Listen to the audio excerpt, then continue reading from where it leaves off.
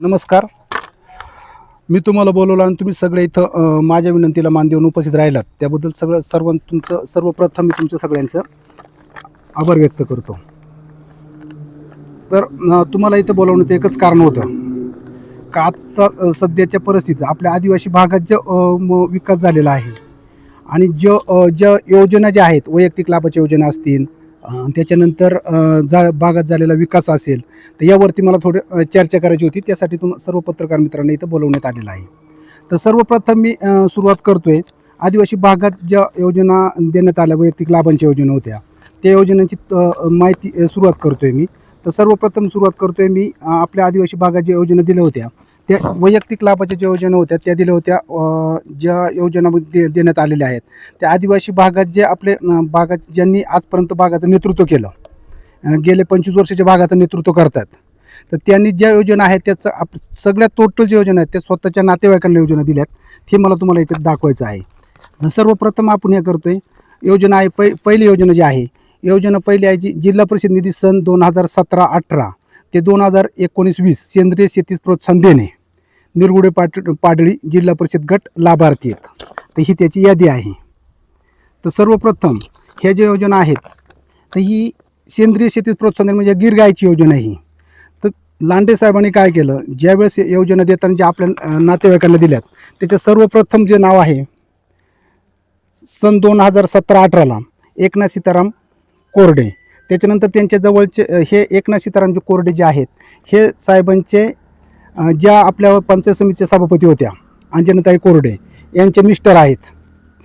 त्यानंतर दुसरे जे आहेत प्रकाश रामा रावते. तर हे प्रकाश रामा रावते जे आहेत हे प्रकाश रामा रावते साहेबांचे चुलत मेवणे आहेत, हे गाडगरचे आहेत. त्याच्यानंतर तिसरे जे आहेत चिंतामण मारुती तळपे, तर चिंतामण मारुती तळपे हे साहेबांचे सख्खे मेवणे आहेत. त्याच्यानंतर दुसरे जे आहेत पमाबाई मारुती साबळे, ह्या साहेबांची सख्खी बहीण आहे पमाबाई मारुती साबळे जी आहे ती. त्याच्यानंतर जे दुसरे एक आहेत बाळू सकाराम लांडे. बाळू सकाराम लांडे हे साहेबांचे छोटे बंधू आहेत. तर ह्या ज्या योजना आहेत ह्या साहेबांनी यांच्या स्वतःच्या घरात दिलेल्या आहेत. तर आता हे त्यात महत्त्वाचा विषय असा होता का एकनाथ सीताराम कोरडे जे आहेत, तर एकनाथ सीताराम कोरडे हे गव्हर्नमेंट सर्वंट आहेत. तर एकनाथ सीताराम कोरडे हे एस टी महामंडळात नारायणगाव आगारामध्ये वाहक आहेत. तर ही आपण वाहकांची जे आपण ह्या माहिती अधिकारात जे मागवलं होतं ही वाहक यादी आहे.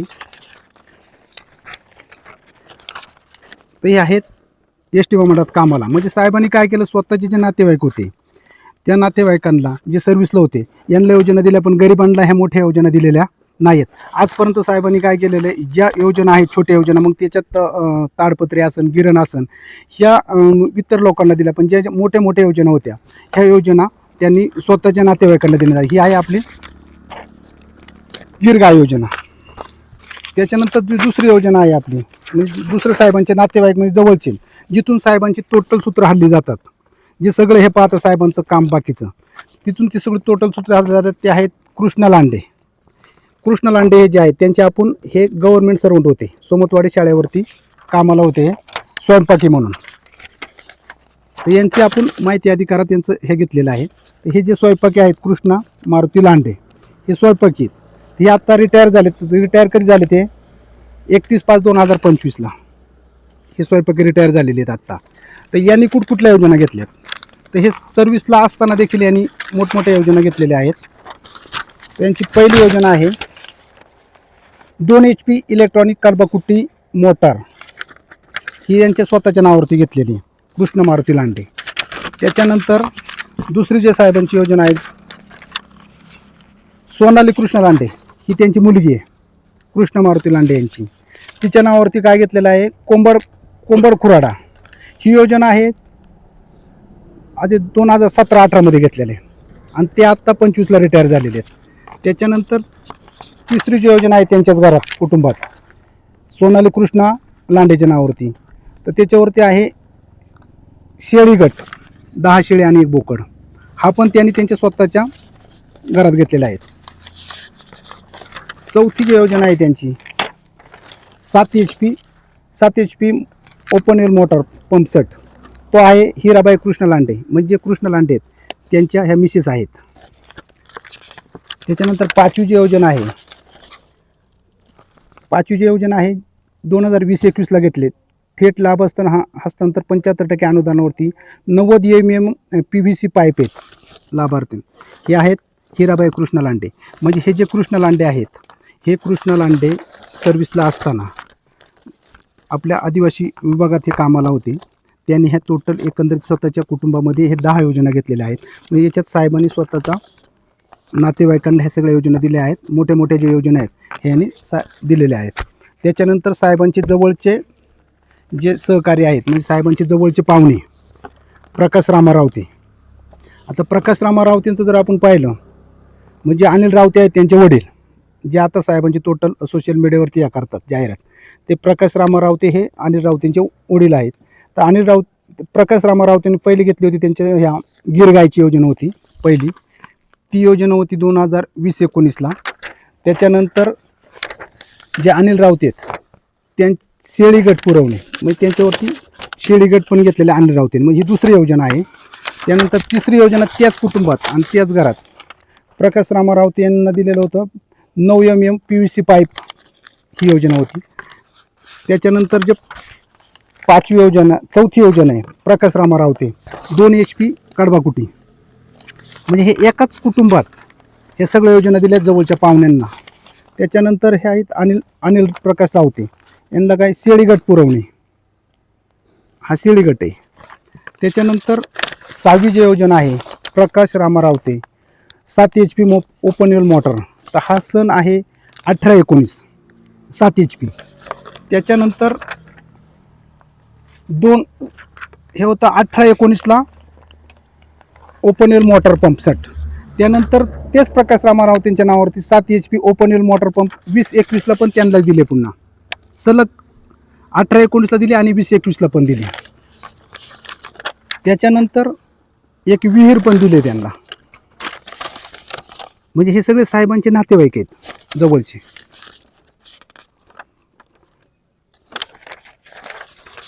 त्यानंतर जे आहे 9वी योजना वनिता अनिल रावते महिलांना पीठ गिरण, ही पण त्यांना देण्यात आलेली आहे.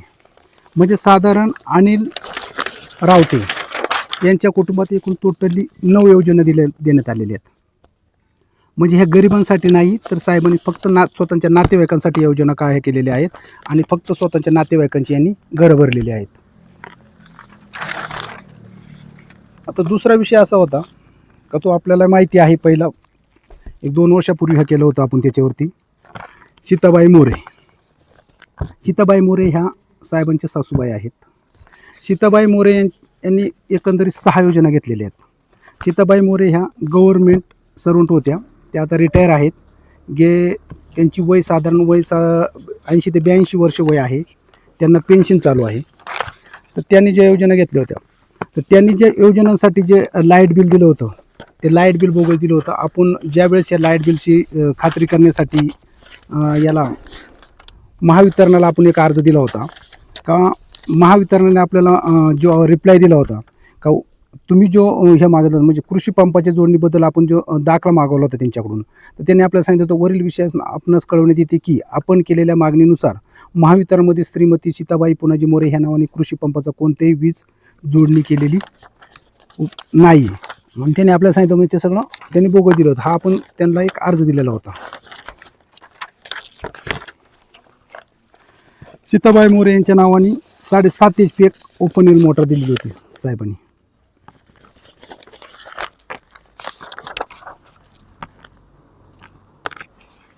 सीताबाई मोरे जर त्यांचा जर 7/12 जर आपण पाहिला, तर टोटल फक्त सीताबाई मोरे यांच्या नावाने 6.25 ते 6.5 गुंठेच फक्त जमीन येते त्यांच्या वाट्याला. 7/12वरती टोटली 22 नावं आहेत त्यांची. त्यांना दुसरी एक योजना देण्यात आली, हा त्यांचा बोगस लाईट बिल आहे. मग ज्याच्यावरती हा कुठं स्कॅन होत नाही आणि असं MSCBकडे कुठंच याची नोंद नाही ह्या लाईट बिलची, हा बोगस लाईट बिल देऊन ती योजना घेण्यात आलेली. सीताबाईच्या नावाने दुसरी एक घेतली होती 2 HP इलेक्ट्रॉनिक्स कडबाकुटी घेतली होती. म्हणजे ही एक योजना दुसरी योजना घेतली होती त्यांच्या नावावरती.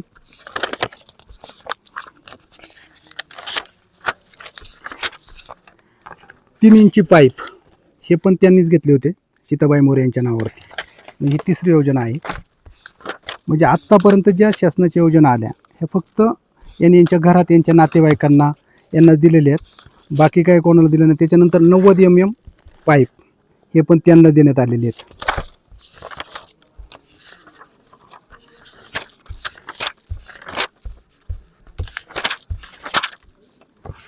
पुन्हा त्यासाठी सीताबाई मोरेंच्या नावावरती पुन्हा 5 HP डिझेल पंप, म्हणजे 5 HP इंजिन आहे आपलं ऑइल इंजिन, ते पण सीताबाई मोरेंच्याच नावावरती घेतलेलं आले.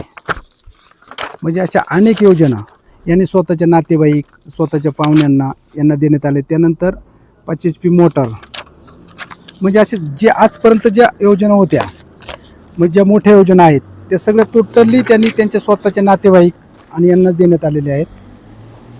त्याच्यानंतर साहेबांचा दुसरा एक असा पराक्रम होता का ज्या 15 वित्त आयोगातून टाक्या वाटण्यात आल्या होत्या, तर आपण त्या टाक्यांसंदर्भात आपण जिल्हा परिषदेला एक पत्रव्यवहार केला होता. तर त्या टाक्यांचा आपण पत्रव्यवहार असा केला होता, 15 वित्त आयोग अंतर्गत जुन्नर तालुक्यात ज्या टाक्या वाटण्यात आल्या होत्या, साधारण त्या टाक्याच टोटली एकंदरीत माझ्या माहितीप्रमाणे 1000 टाकी आली होती. आणि ते समतवाडीला उतरवलं, तिथे नावं टाकायची कामं चालली होती या टाक्यांवरती. तर आपण त्यांना एक पत्रव्यवहार केला. त्या पत्रव्यवहारात त्यांनी मला रिटर्न रिप्लाय दिलेला आहे. उपरोक्त संदर्भीय विषयानुसार आपणच 15, म्हणजे मी अर्ज दिला होता, अर्ज हे होता संदर्भ आपला माहिती अर्ज दिनांक 5/9/2023. उपरोक्त संदर्भीय विषयानुसार आपणच 15 वित्त आयोग अंतर्गत जिल्हा परिषद स्तरावरून जुन्नर तालुक्यासाठी पिण्याच्या पाण्याच्या टाक्या खरेदी करण्यात आल्या असून त्याबाबतची माहिती संदर्भीय माहिती अधिकार अर्जानवे मागविले आहे. तथापि अशा प्रकारची खरेदी जिल्हा परिषद स्तरावरून झालेली नाही, तरी ह्या कार्यालयाकडे अशी माहिती उपलब्ध नाही. म्हणजे त्यांच्याकडे अशी कुठलीच माहिती नाही ह्या टाक्या आल्यात कुठून आणि काय हे त्यांना कोणालाच माहिती नाही. या कार्यालयात कुठलंच पत्रव्यवहार नाही. तर आपण तेच पाहतोय. तर जर टाक्या जर त्यांच्याकडून कुठून खरेदी झाली नाही, मग ह्या टाक्या आल्या कुठून? ह्या टाक्यांवरती नाव टाकलेले आदिवासी वादळ देवराम लांडे साहेब, विद्यमान सदस्य जिल्हा परिषद पुणे, 15 वित्त आयोग जिल्हा परिषद स्तर. मग ह्या जर टाक्या जर कुठून आल्याच याच्या जिल्हा परिषद खरेदी झाल्याच नाही, मग नक्की ह्या टाक्या आल्यात कुठून आणि हा काय गोलमाल आहे, हा आजपर्यंत काय उलगडलेला नाही आपल्याला. त्याच्यानंतर दुसरा एक महत्त्वाचा विषय असा होता का आपल्याकडे महत्त्वाचा विषय असा, समाज कल्याण विभाग 20% जिल्हा परिषद निधी योजना मागासवर्गीय समाज प्रबोधन साहित्य संच पुरवणे. ही योजना आहे 19ची. साहित्य पुरवणे, समाज प्रबोधन म्हणजे भजनाचं साहित्य पुरवायचं होतं. तर आता आपण जर पाहिलं, फक्त जर एकटी केवाडी जरी बघितली, तर एकट्या केवाडीमध्ये साहित्य दिले. दलित वस्ती समाज सुधारणा, समाज मंदिर. पहिलं बघा, एका गावासाठी फक्त केवाडीला भजनाचं साहित्य किती घेतलेले. तर त्याच्यात पहिलं, दुसरं आहे धोबीघाट समाज मंदिर. धोबीघाटामध्ये कुठलाही समाज मंदिर नाही. हा धोबीघाट खाली धरणाकडे आहे पाण्याजवळ, पण तिथं कुठलं समाज मंदिर नाही, पण त्याच्या नावावरती हे एक साहित्य घेतलं. त्याच्यानंतर निर्मळवाडी समाज मंदिर, त्याच्यानंतर लांडेवस्ती समाज मंदिर, त्याच्यानंतर वाकीवस्ती समाज मंदिर आणि त्याच्यानंतर आंबसेत समाज मंदिर. तर आता ही समाज मंदिरं कुठंच उपलब्ध नाही आहेत, पण तरी त्यांनी हा स्वतःच्या पदाचा वापर करून समाज कल्याण विभागातून हे योजना घेतलेल्या आहेत. त्यानंतर दुसरी एक योजना आणली होती त्यांनी, मागासवर्गीय वस्तीत बँजो साहित्य संच पुरवणे. जिल्हा समाज कल्याण समिती बैठक, हा 18/9/2019चा विषय आहे. त्याच्यामध्ये बघा, केवाडीसाठी किती बँजोचं साहित्य घेतलेलं आहे. पहिलं घेतलं धोबीघाट समाज मंदिर, म्हणजे ज्या धोबीघाट, हा धोबीघाटच नाही आहे अस्तित्वात, म्हणजे घाट आहे पण समाज मंदिरच नाही आहे तिथं, तर तिथं बँजो साहित्य घेतलं, भजनाचं पण साहित्य तिथेच घेतलं. त्याच्यानंतर निर्मळवाडी समाज मंदिर, त्याच्यानंतर लांडेवाडी समाज मंदिर, वाकीवस्ती समाज मंदिर, आंबसेत समाज मंदिर. त्यानंतर इथं आहे दलित वस्ती समाज मंदिर, त्यानंतर जडर वस्ती समाज मंदिर, पांदर वस्ती समाज मंदिर, पांडव वस्ती समाज मंदिर. त्यानंतर आहे आंबेडकर वस्ती नगर समाज मंदिर आणि गावठाण समाज मंदिर. असे टोटली 82 संच घेतले त्यांनी, 11. ही समाज मंदिरच केवाडीत नाही आहेत, पण ह्या समाज मंदिर बोगस समाज मंदिरांच्या नावाखाली त्यांनी हे सगळं शासनाची योजना लुटलेल्या आहेत. कधी आलं आपल्या निदर्शनास? हे माझ्या निदर्शनास गेले 2 ते 3 वर्षापासून हे माझ्या निदर्शनात आलेले. आपण कुठे तक्रार केली घ्यायची? मी पंचायत समितीला पत्रव्यवहार केलेला, सगळीकडे पत्रव्यवहार केलेले आहेत, पण कुठलाच माझा आत्तापर्यंत हे झालेलं नाही त्याच्यावरती. मी आता जे सीताबाई पुनाजी मोरे मी म्हटलं त्याच्यावरती मी तक्रार केली होती, पंचायत समितीला कळवलं होतं. त्याच्यानंतर मग पंचायत समितीनं कारवाई चालू केली होती. पंचायत समितीनं मला एक पत्र पण आलं होतं त्याच्यावरती. तर त्या पत्रात असं म्हटलं होतं का विषय होता शासनाची फसवणूक करून योजना लाटल्याबाबत. संदर्भ श्री पांडुरंग पोपट मुक्कामखेडी पोस्ट चावंड तालुका जुन्नर जिल्हा पुणे यांचा दिनांक 6/6/2024चा तक्रारी अर्ज. या कार्यालयाचा अर्ज प्राप्त दिनांक 13/6/2024. संदर्भीय विषयानवे आपणास कळवण्यात येते की कृषी विभाग पंचायत समिती जुन्नर या कार्यालयाकडून आपण DBT योजनेअंतर्गत सन 2018-19 मध्ये 7 HP विद्युत पंप व 2 HP इलेक्ट्रॉनिक्स कडबाकुटी ह्या योजनेचा लाभ देण्यात आला आहे. तसेच सन 2019-20 मध्ये 5 HP ऑइल इंजिन असा 3 अवजारांचा लाभ आपणास देण्यात आलेला आहे. तथापि सदर योजनेचा लाभ घेताना आपण 7.5 HP विद्युत पंपाचे व घराच्या विद्युत वापराचे खोटे व बोगस विद्युत देयक सादर केले. उपरोक्त अर्जदार यांनी ह्या कार्यालयास लेखी पुराव्यासह कळविण्यात आहे. तरी ह्या नोटीस अन्वये आपणास कळविण्यात येते की सदर नोटीस मिळाल्यापासून 5 दिवसात वरील प्रमाणे विद्युत देयक चालू महिन्याचे मूळ विद्युत देयक सादर करावे. मुदतीत विद्युत देयक ह्या कार्यालयास सादर न केल्यास ह्या कार्यालयाकडून आपल्यावर योग्य ती कायदेशीर कारवाई करण्यात येईल याची नोंद घ्यावी. पण असं कुठलीही कारवाई केलेली नाही आहे पंचायत समितीने. त्यांनी मला हे पत्र पाठवलं होतं का आम्ही त्यांना कारवाईचा आदेश दिलेले आहेत. त्याबाबत तुम्ही ते पुन्हा चौकशी केली का त्यांच्याकडे? पुन्हा मी तेव्हा पंचायत समिती ऑफिसला 1-2 वेळा गेलो होतो, पण त्यांनी कुठलीच कारवाई केली नाही आजपर्यंत. केली का नाही हे तुम्हाला कसं काय माहिती? माहिती ना मला, मग त्याच्यावरती पुढं काहीच नाही. हे काय पण ते मला पत्रव्यवहार करायला पाहिजे होतं ना त्यांनी. पंचायत समितीने मला कळवायला लागत होतं का तुमच्या अर्जाची अशी कारवाई केलेली आहे. पुढं काय झालं मला असं कुठलंही पत्रव्यवहार केलेलं नाही पंचायत समितीने. तर जे तुम्ही जे सांगितलं का शासकीय नोकरीला जे लोक आहेत किंवा घरातले लोक आहेत त्यांना लाभ दिला, बरोबर. त्याच्या तक्रारीचा अर्जाचं आहे का दाखवलं पण? नाही, मी त्यांना तक्रारी अर्ज अद्यापही कुठं केलेलं नाही. म्हणजे त्यांच्यावरती तक्रारी अर्ज केला नाही. आपण भविष्यात याच्यावरती सगळ्यांवरती आपण तक्रारी अर्ज करणार आहे. 3 वर्षापासून आपण तक्रार केली नाही. तक्रार केलीच नाही. म्हणजे गेले 1.5 ते 2 वर्षापासून आपण याच्यावर कुठली तक्रार केली नाही. हे आत्ताच का तुम्ही उघड करताय? निवडणुका आल्या म्हणून? नाही, निवडणुका आल्या म्हणून नाही. तर काय झालं हे सगळं मी हे केलं होतं. याच्या अगोदर मी एकदा कोंडाजी बाबा डेअरीला पत्रकार परिषद घेतली. ज्यावेळेस मी हे सगळं ओपन केलं, ज्यावेळेस त्यांच्या लक्षात आलं का आत्ता कुठंतरी काहीतरी होतंय, आणि मग त्यांनी काय केलं, मला चुकीच्या पद्धतीने माझ्यावरती खोटे गुन्हे दाखल करणे हा प्रकार केला आणि यापासून मला डायव्हर्ट केलं. आपण तशी काय पैशाची मागणी देवराम लांडे केली नाही, होती पैसे का? मागायचा काही संबंधच येत नाही त्याचा माझा. गुन्हा कसं काय पोलिसांनी दाखल केला? काय आता ते त्यांना माहिती. यांनी त्यांनी कुठला पिक्चर तयार केला, तिथं कायदा हे केलं त्यांनी, वेगळ्या प्रकारचा एक ड्रामा तयार केला आणि मग त्यांनी ते खोटे गुन्हे दाखल केले होते. मग तुम्ही कोणत्या लोकप्रतिनिधीकडे किंवा बाकीच्या कोण असेल मेन अधिकारी वगैरे त्यांच्याकडे गेला नाही? नाही, गेलो होतो ना आम्ही.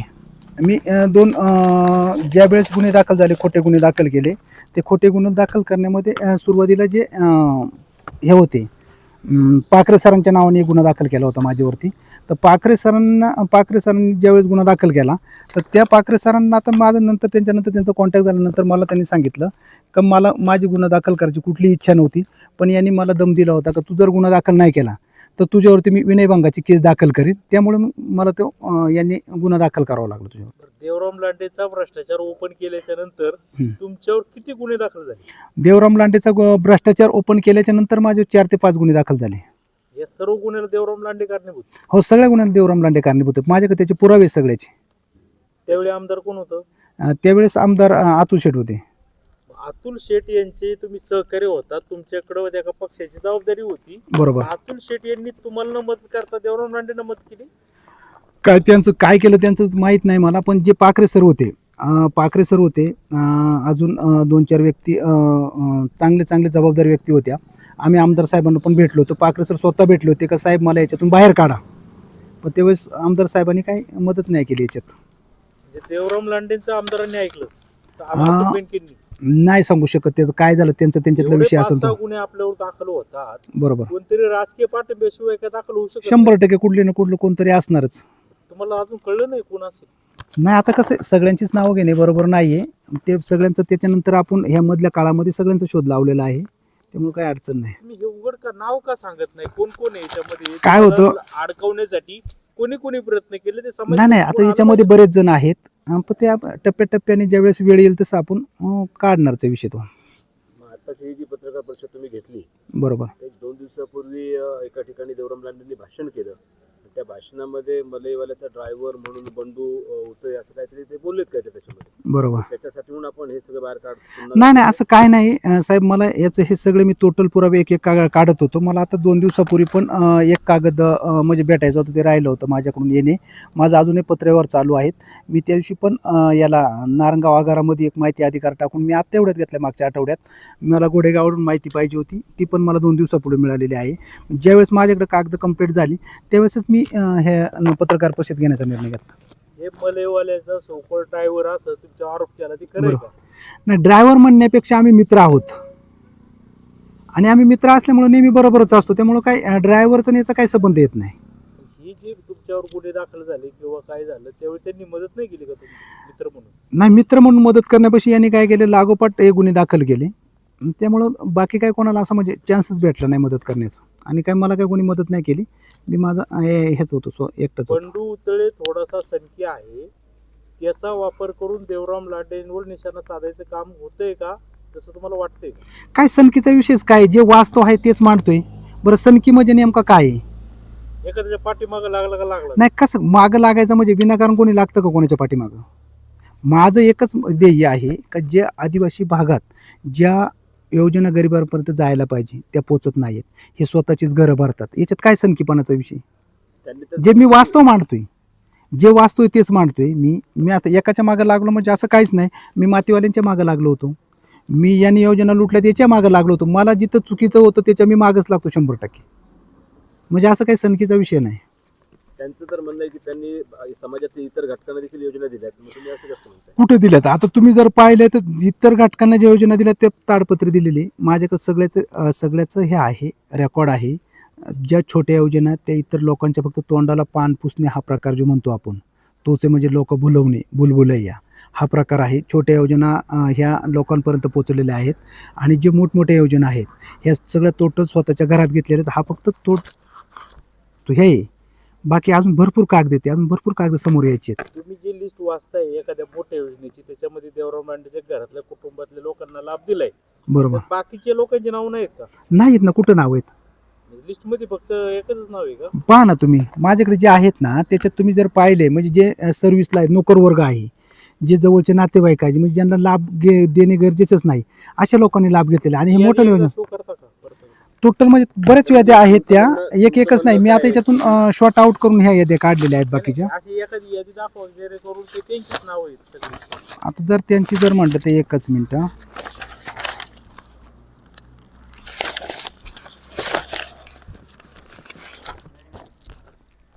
आता आपण हे जर पाहिले तर एकच व्यक्ती बाहेरचे, बाकी सगळे नातेवाईक आहेत. पाहू शकता. कसलं आहे ते योजना? ही सेंद्रिय शेतीस प्रोत्साहन देणे म्हणजे गिरगाई योजना आहे. एकच व्यक्ती बाहेरचं आहे, एकच व्यक्ती बाहेरचा आहे. बाकी टोटल नातेवाईक आहेत. बरं, अजून पान चेंज करा ना. पाठीमागं पण काहीतरी विषय आहे. नाही, हे बाकीचं हे वेगळं आहे, वेगळं पीठगिरणीचे लाभार्थी ते. ही पीठगिरणी लाभार्थी ते. त्याच्यामध्ये देवराम लांडेचं नातेवाईक नाही म्हणजे कुठं तुमचं असं म्हणणं आहे हो, मोठ्याला जे योजना आहेत मोठ्या योजनेमध्ये जास्तीत जास्त लाभ या नातेवाईकांना सगळेच आहेत. आता गिरगाय द्यायची होती तर सगळे नातेवाईक त्याचेच आहेत. म्हणजे ज्यांना लाभ देता येत नाही असे लाभार्थी आहेत. म्हणजे 2 गोष्टी अशा तुमच्या बोलण्यातून असं लक्षात येत आहेत का ज्या मोठ्या योजना आहेत त्या मोठ्या योजना त्यांनी त्यांच्या नातेवाईकांना दिल्यात आणि जे गव्हर्नमेंट सर्व्हिसमध्ये आहेत बरोबर. अशा लोकांना त्यांनी त्यांच्या नातेवाईकांना दिल्यात. हो, मी पण ते त्याची आपण तक्रार का करत नाही? तक्रार काय झालं संदीप भाऊ, सगळ्यात महत्त्वाचा विषय असा झाला, ज्या वेळेस मी याच्यावरती तक्रार घेतली, ज्यावेळेस मी याच्यावरती पत्रव्यवहार चालू केला त्यावेळेसच माझ्यावरती लागोपाठ हे गुन्हे दाखल करण्यात आले. आता ह्या कायद्याच्या प्रक्रियेतून थोडं ह्या होतपर्यंत मला थोडा मध्ये कालावधी गेला, माझ्याकडे 1-1.5 वर्ष. त्यामुळे हे पुन्हा समोरच आणणार आहे आता. आणि हे देवराम सगळं लांडे यांचं तुम्ही आता हे जे वैयक्तिक लाभ लोकांना दिले घरातल्या असेल काय बरोबर असं तुम्ही काढताय, ही बाकीचे काही नेते आहेत बरोबर. त्यांनी पण तसंच काही जोल केल्या, अशा तक्रारी आरोप आहेत, त्याच्याबाबत तुम्ही नाही काढत आता काय? ह्या शासकीय योजना आहेत. आता दुसरं मला तर कोणी असा वरचा म्हणजे नेता वाटला नाही का बुवा त्या वैयक्तिक लाभाच्या योजना त्यांनी वैयक्तिक स्वतःच्या कोणत्या कुटुंबाला दिलेल्या आहेत. स्वतःच्या नातेवाईकांना दिले तर मला तर कोणी आजपर्यंत यादीमध्ये कुठं सापडलेलं नाही. कारण मी टोटल यादी माझ्याकडे जवळजवळ पंचायत समितीमध्ये जे याद्या आहेत त्याच्यापैकी 90% दप्तर मी माहिती अधिकारात माझ्याकडे घेतलेले आणि मी त्याची छाननी करतोय प्रत्येक वेळेस. मी सगळं टोटल लाभार्थी एक एक एक एक एक एक पाहतोय त्याच्यावरती. दत्ता गावारी यांनी ते बोगर काही लागवडमध्ये घोटाळा केला अशा अनेक लोकांनी तक्रारी केल्या होत्या. काही लोकांना लाभ पण मिळाला नाही किंवा ते घोटाळे तुम्ही काढत नाही. तो घोटाळा म्हणजे तो याचं आहे घोडेगावचं आहे. अजून मी घोडेगाव प्रकल्प का अजून फिरलोच नाही आहे. माझी पंचायत समिती आणि जिल्हा परिषद हेच मी सध्याचं हे केलं होतं. मग त्यामुळे मी सुरुवातीलाच आत्ता याच्यात पंचायत समिती पाहिजे होतं. नंतर म्हटलं याच्याकडे जाईल. घोडेगाव आहे, फॉरेस्ट विभाग आहे, भरपूर आहे तसं काढण्यासारखं भरपूर काय आहे. पण ते म्हणलं टप्प्याटप्प्याने काढायचं असं चाललं होतं माझं. तुम्ही आता देवराम लांडेंचा घोटाळा काढलाय. बरोबर. काही दिवसांपूर्वी तुमचे वडील देवराम लांडे यांचा प्रचार करत होते, त्यांची वाहीवाही करत होते. बरोबर. काय झालं होतं संदीप भाऊ, देवराम लांडेंनी ज्यावेळेस माझ्यावरती खोटे गुन्हे दाखल केले आणि खैरे खटकाळे आमच्या पाहुण्यांची तस्करी होती केदारी म्हणून, तिथं माझे वडील गेले होते. तिथं हे माशे यांना भेटले. तिथं भेटल्यानंतर म्हटले मामा काय झालं असेल ते जाऊ द्या, ते केसी मी मागं घेतो, पण आताच्या वेळेस आमदारकीच्या इलेक्शनला मला मदत करा, म्हणजे असं आपल्या दाखवू नका बा का आपलं पटत नाही म्हणून. मग हे त्यांनी माझ्या वडिलांना तिथं सांगितलं. ते खैऱ्यामध्ये खैरे खटकाळ्यामध्ये केदारींची तस्करी होती, पाहुण्यांची असल्यामुळे हे सगळे तिथे होते. मग वडिलांना त्यांनी हे सगळं काय सांगितलं. वडिलांना वाटलं चला जाऊ द्या, जर देवराम लांडे एवढे गुन्हे झाले, जर आपल्या पोराला जर हे करत असेल, गुन्हे जर माघारी घेत असेल सगळे, तर मग आपण काय अडचण नाही याचा प्रचार करायला. आणि मग आमदारकीच्या इलेक्शनला म्हणजे आमदारकीचं इलेक्शन झालं का ते सगळे गुन्हे आपण पाठीमागं घेऊ. पण तसा कुठलाच प्रकार घडला नाही. म्हणजे तुम्हाला वाचवण्यासाठी बापाची माया म्हणून ते वडिलांना वाटलं बा जाऊ दे, आपला पोरगा गुंतलेला आहे, याच्यातून तो मोकळा होईल, असा विषय झाला होता तो. तुमची मागणी काय? माझी मागणी काहीच नाही आहे. आता ह्या सगळ्यांवरती हे सगळ्या जनतेला कळलं पाहिजे का ह्या ज्या योजना आहेत हे सगळ्या भागाला कळलं पाहिजे, हे तालुक्याला कळलं पाहिजे का ह्या ज्या योजना आहेत वैयक्तिक लाभाच्या योजना ह्या गोरगरिबांसाठी आलेल्या आहेत. पण ह्या सगळ्या यांची पदाचा वापर करून, सत्तेचा वापर करून हे वैयक्तिक लाभाच्या योजना असतील, ह्या मोठ्या योजना असतील, हे सगळ्या यांनी घेतलेल्या आहेत, यांच्या कुटुंबात घेतलेल्या आहेत, नातेवाईकांनी घेतले, नातेवाईकांची घरं भरलेली आहेत. हेच मला मागणी काय? आता याच्यावरती कारवाई व्हावं हीच माझी मागणी आहे का जे लाभार्थी आहेत, जे चुकीचा लाभ घेतलेला आहे, यांच्यावरती कारवाई व्हावं. गुन्हा दाखल करायचे. हो, गुन्हे दाखल झाले पाहिजे त्यांच्यावरती. आणि ज्या अधिकाऱ्यांनी दिलेत, पंचायत समितीचे अधिकारी असतील, जिल्हा परिषद असतील, त्यांच्यावरती कारवाई हो. निवडणुकीच्या काळात तुम्ही हा मुद्दा काढताय, निवडणूक डोळ्यासमोर ठेवूनच काही आहे का विषय? नाही, असं काही नाही आहे. माझं जे हे चाललं होतं, माझी जी याची प्रोसिजर चालू होती, न्यायालयीन प्रोसिजर, ती माझी आत्ता एवढ्यात तशी झालेली आहे. आणि ही कागद माझ्याकडे अशीच गेले 2 ते 3 वर्षापासून मी हे सगळे टोटली कागद हे केलेले आहेत, जमा केलेलं आहे. हे सगळं मी अजून काही हे करतोय. त्यामुळं काय असं काही निवडणुकीचा याचा काही संबंध नाही. किती लोकांनी तुम्हाला ही कागदपत्र काढण्यास किंवा हे करण्यास मदत केली? कोणीच नाही. हे वैयक्तिक माझं स्टेप बाय स्टेप मी स्वतःच कागद काढत होतो. ही मला काही याच्यात कोणाची मदत नाही, काय नाही. अर्ज दिला, माहिती भेटते, थोडा त्रास होतो त्याच्यात. जर आता तुम्हाला जर दुसरं जर पाहायचं झालं तर मी एक याचं मागवलं होतं.